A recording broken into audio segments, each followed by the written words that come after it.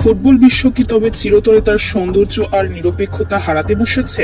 2026 FIFA বিশ্বকাপ কি তবে ফেয়ার প্লের বদলে রেফারিদের দুর্নীতির এক কালো অধ্যায় হিসেবেই ইতিহাসের পাতায় লেখা থাকবে? শেষ 16 লড়াইয়ে আর্জেন্টিনার বিপক্ষে মিশরের সাথে হওয়া সেই নগ্ন পক্ষপাতিত্বের রেশ কাটতে না কাটতেই এবার কোয়ার্টার ফাইনালে এসে ঠিক একই ঘটনার শিকার হলো আরেক মুসলিম দেশ মরক্কো। শক্তিশালী ফ্রান্সের বিপক্ষে মাঠের লড়াইয়ে বুক চিতিয়ে লড়লেও দিন শেষে মরক্কোকে হার মানতে হলো রেফারির এক জঘন্য দুর্নীতির কাছে। স্পষ্ট হ্যান্ডবল থাকার পরও রেফারির বাঁশি নিশ্চুপ থাকায় ফ্রান্স পেয়ে যায় অন্যায্য সুবিধা, আর সেই অবিচারেই বিশ্বকাপ থেকে বিদায় নিতে হলো মরক্কোকে। ম্যাচ শেষে এই চরম অবিচার আর মেনে নিতে পারেননি মরক্কোর অধিনায়ক এবং বিশ্বমানের ডিফেন্ডার আশরাফ হাকিমি। রেফারির এমন নির্লজ্জ কর্মকাণ্ডের প্রতিবাদ জানাতে গিয়ে আক্ষরিক অর্থে অঝরে কেঁদে ফেলেন তিনি। চোখের পানি মুছতে মুছতে হাকিমি আজ এমন কিছু বিস্ফোরক কথা বলেছেন যা খোদ ফিফার সদর দপ্তরকে কাঁপিয়ে দেওয়ার জন্য যথেষ্ট। মরক্কোর সাথে ঠিক কি দুর্নীতি করেছে রেফারি, আর কেঁদে কেঁদে হাকিমি বা কি বললেন? আজকের এই অত্যন্ত চাঞ্চল্যকর প্রতিবেদনে আমরা মাঠের ভেতরের সেই ভয়ঙ্কর প্রহসনের আসল চিত্রটি আপনাদের সামনে উন্মোচন করব। ঘটনার শুরুটা হয়েছিল অত্যন্ত রোমাঞ্চকর এক লড়াইয়ের মধ্য দিয়ে। সেমিফাইনালে ওঠার এই মহারণে মুখোমুখি হয় এমবাপ্পের ফ্রান্স এবং হাকিমির মরক্কো। শুরু থেকেই আক্রমণ আর পাল্টা আক্রমণে জমে ওঠে ম্যাচ। তবে বল দখলে নিজেদের একচেটিয়া আধিপত্য ধরে রেখেছিল ফরাসিরা। পুরো ম্যাচে প্রায় 70% বল ছিল ফ্রান্সের পায়ে, আর মাত্র 30% বল নিয়ে লড়ছিল মরক্কো। কিন্তু এই অল্প বল পজিশন নিয়েই ফ্রান্সের রক্ষণভাগকে রীতিমতো কাঁপিয়ে দিচ্ছিল মরক্কানরা।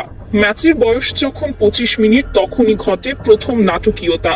ফরাসি সুপারস্টার কিলিয়ান এমবাপ্পে ঠিক যেন এক ক্ষিপ্র চিতা বাঘের মতো বল টেনে নিয়ে মরক্কোর ডি বক্সের দিকে ছুটে যাচ্ছিলেন। গোলে যখন তিনি শট দিতে যাবেন, ঠিক তখনই মরক্কোর এক ফুটবলার তাকে অবৈধভাবে বাধা প্রদান করেন। ফাউলের জন্য জোরালো আবেদন করতে থাকে ফ্রান্স, অন্যদিকে নিজেদের নির্দোষ দাবি করে মরক্কো। এক পর্যায়ে মাঠের রেফারি ছুটে যান ভিএআর মনিটরের দিকে। ভিএআর এ দেখা যায় এমবাপ্পেকে সত্যি অবৈধভাবে বাধা দেওয়া হয়েছিল, ফলে রেফারি পেনাল্টির বাঁশি বাজান। পেনাল্টি কিক নিতে আসেন স্বয়ং কিলিয়ান এমবাপ্পে। এই বিশ্বকাপে বড় তারকাদের পেনাল্টি মিস যেন এক নিয়মিত নিয়তিতে পরিণত হয়েছে। শেষ 16তে আমরা দেখেছি ব্রাজিলের পেনাল্টি মিস, দেখেছি মিশরের বিপক্ষে স্বয়ং লিওনেল মেসির পেনাল্টি মিস করে দলকে খাদের কিনালায় ঠেলে দেওয়া, আর এবার সেই অঘটনের শিকার হলেন এমবাপ্পেও। মেসির মতো ডান সাইড থেকে অত্যন্ত বুদ্ধিমত্তার সাথে গোল করার চেষ্টা করেছিলেন তিনি, কিন্তু মরক্কোর গোলরক্ষক যেন ঠিক সেই মুহূর্তে এক অতি মানবিক দেয়াল বা আল্লাহর দূত হয়ে ধরা দিলেন। বাজপাখির মতো বাদিকে ঝাঁপিয়ে পড়ে এমবাপ্পের সেই বুলেট গতির শট রুখে দেন তিনি। এমন অবিশ্বাস্য সেভ দেখে পুরো স্টেডিয়াম স্তব্ধ হয়ে যায়।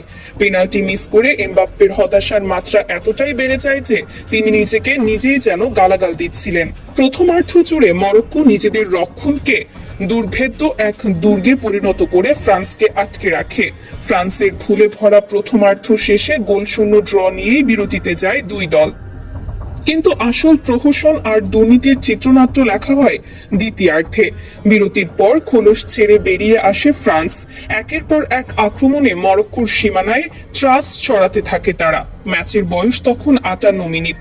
মাঝমাঠ থেকে বল টেনে নিয়ে অবিশ্বাস্য এক দৌড় শুরু করেন এমবাপ্পে। ডি বক্সের অনেক বাইরে থেকে প্রায় 7-8 জন মরক্কান খেলোয়াড়কে বোকা বানিয়ে মাথার ওপর দিয়ে এক জাদুকরী দূরপাল্লার শট নেন তিনি। এবার আর কোনো ভুল নয়, বল সরাসরি আশ্রয় নেয় জালের ঠিকানায়। এই জাদুকরী গোলে পেনাল্টি মিসের হতাশা ভুলে বুনো উল্লাসে মেতে ওঠেন এমবাপ্পে। এরপরই যেন খেলার নিয়ন্ত্রণ পুরোপুরি নিয়ে নেয় ফ্রান্স। সময় যত বাড়তে থাকে ফ্রান্সের আক্রমণের ধার তত বাড়তে থাকে। মাঝমাঠ থেকে বল টেনে নিয়ে এবার জাদু দেখান ওসমান দেমবেলে। দূরপাল্লার এক দুর্দান্ত শটে গোলবারের বাদিক দিয়ে বল জালে জড়িয়ে ব্যবধান দ্বিগুণ করেন তিনি। কিন্তু দর্শক, এই গোলের পেছনেই লুকিয়ে আছে সেই ভয়ঙ্কর দুর্নীতির গল্প। দেমবেলের এই গোলটি গড়ে ওঠার ঠিক আগ মুহূর্তেই ফ্রান্সের একজন খেলোয়াড়ের হাতে অত্যন্ত স্পষ্টভাবে বল লেগেছিল। ফুটবলের বেসিক নিয়ম অনুযায়ী এটি নিশ্চিত হ্যান্ডবল এবং সেখান থেকেই খেলা থেমে যাওয়ার কথা। মরক্কোর খেলোয়াড়রা সাথে সাথে রেফারির কাছে হ্যান্ডবলের তীব্র আবেদন জানান, কিন্তু আশ্চর্যের বিষয় হলো রেফারি সেই হ্যান্ডবল সম্পূর্ণ এড়িয়ে যান। তিনি ডিএআর চেক করারও ন্যূনতম প্রয়োজন বোধ করেননি, অথচ প্রথমার্ধে ফ্রান্সের সামান্য ফাউলের আবেদনেই তিনি ভিএআর চেক করে পেনাল্টি দিয়েছিলেন। একদিকে ফ্রান্সের বেলায় অনুবীক্ষণ যন্ত্র দিয়ে ফাউল খোঁজা, আর অন্যদিকে মরক্কোর নিশ্চিত হ্যান্ডবল দেখেও না দেখার ভান করা। রেফারির এই নগ্ন পক্ষপাতিত্বে মরক্কোর কফিনে শেষ পেরেকটি ঠুকে দেওয়া হয়। আর মাঠের ভেতরের এই নির্লজ্জ দুর্নীতি কোনোভাবেই মেনে নিতে পারেননি মরক্কোর প্রাণভোমরা আশরাফ হাকিমি। ম্যাচ শেষে যখন ফ্রান্স সেমিফাইনালের উল্লাসে মাতোয়ারা, তখন মাঠের এক কোণে বসে অঝরে কাঁদছিলেন হাকিমি। যে এমবাপ্পে তার পিএসজির সতীর্থ এবং প্রাণের বন্ধু, আজ তার দলের কাছে হারার চেয়েও রেফারির অবিচার তাকে বেশি কুরে কুরে খাচ্ছিল। মিক্সড জোনে এসে গণমাধ্যমের সামনে অশ্রুসিক্ত নয়নে হাকিমি ফেটে পড়েন ক্ষোভে। তিনি বলেন, আজ আমরা ফ্রান্সের কাছে হারিনি, আমরা হেরেছি মাঠের রেফারির নোংরা দুর্নীতির কাছে। এমবাপ্পে বা দেমবেলে অসাধারণ ফুটবলার, তাদের প্রতি আমার সম্মান আছে, কিন্তু আমাদের সাথে আজ যা হলো তা কোনোভাবেই ফুটবল হতে পারে না। স্পষ্ট হ্যান্ডবল হওয়ার পরও রেফারি যখন চোখ বন্ধ করে রাখেন, তখন আমাদের মতো দেশগুলোর আর কি বা করার থাকে। মিশরের সাথে যা করা হলো, আজ আমাদের সাথেও ঠিক তাই করা হলো। ফিফা হয়তো চায় না আফ্রিকা বা মুসলিম বিশ্বের কোনো দেশ বিশ্বকাপের সেমিফাইনাল বা ফাইনালে খেলুক। ইউরোপ বা লাতিন আমেরিকার বড় দলগুলোকে জেতানোর জন্য রেফারিরা যে চিত্রনাট্য তৈরি করে রেখেছে, তার বলি হচ্ছি আমরা। হাকিমের এই বুক ফাটা আর্তনাদ আজ পুরো ফুটবল বিশ্বের বিবেককে প্রশ্নবিদ্ধ করেছে। মিশরের পর এবার মরক্কোর সাথে হওয়া এই অবিচার প্রমাণ করে ফুটবলের মাঠে এখন আর সমতা নেই। এখানে অর্থের ছনছনানি আর বড় দলগুলোর বাণিজ্যিক ভ্যালুই শেষ কথা বলে। একটি দেশের খেলোয়াড়ের বছরের পর বছর করা রক্ত পানি করা পরিশ্রম আজ রেফারির একটি বাঁশিতে ধুলোয় মিশে গেল।